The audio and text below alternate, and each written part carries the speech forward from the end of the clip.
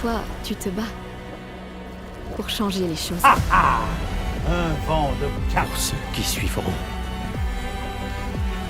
D'accord. Je vois vraiment pas comment on peut aimer ça. Je croyais être habituée à perdre des proches. Souvenez-vous. Oui, moi aussi.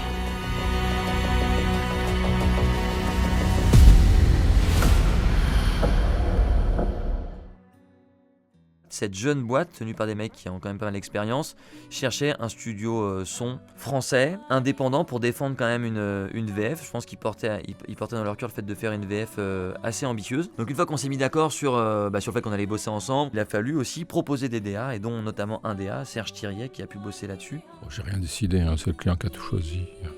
Non, je déconne. J'ai proposé des acteurs pour chaque rôle, comme on fait en général. On a eu la chance d'avoir ce qu'on appelle un casting live, c'est-à-dire que les comédiens sont venus faire des essais sur des séquences vidéo réelles, concrètes, qui existent dans le jeu.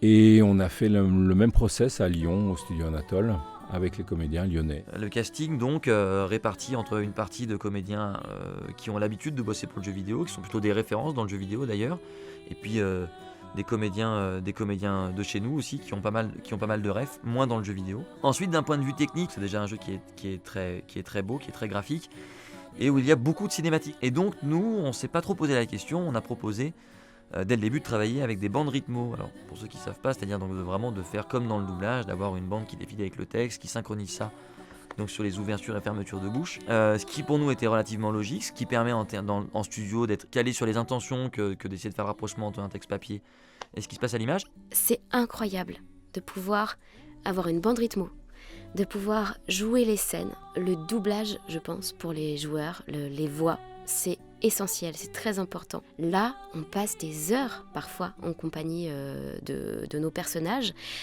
Parfois, on est au casque, souvent, donc les voix sont très présentes.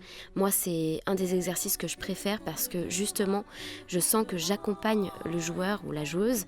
On a pu travailler sur des cinématiques avec des images quasi définitives.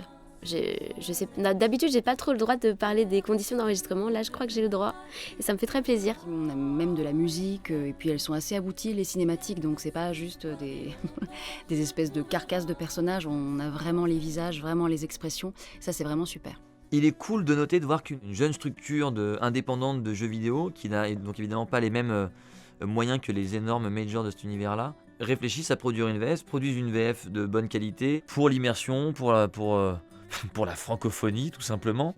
On se rend compte qu'on a encore des belles années devant nous et que ce n'est pas encore demain la fin des hommes et des femmes derrière les microphones. Donc évidemment, un immense merci à l'équipe de Soundfall de nous avoir fait confiance pour ce projet, pour cette collaboration assez dingue où il s'est passé une vraie synergie. Et on souhaite énormément de succès à ce jeu et à la team.